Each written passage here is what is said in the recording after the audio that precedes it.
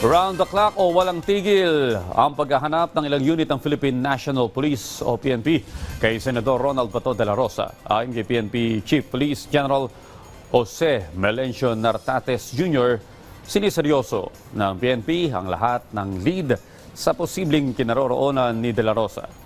Pagbibigay din pa nito na sa bawat istasyon meron silang subpoena server o warrant server.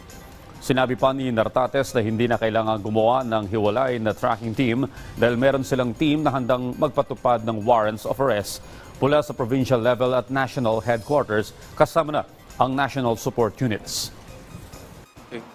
Ang Philippine National Police, of course, is dire-diretso yan. We have certain procedures, we have 230,000 tayo and merong involved in patrol.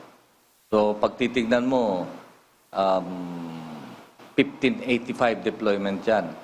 So 85 is nandyan sa baba or umaabot nga ng 90%. And further, nandyan sa baba is ang gagawin yan, wala nang iba kundi magpatrol, mag-imbestiga, and of course, implement other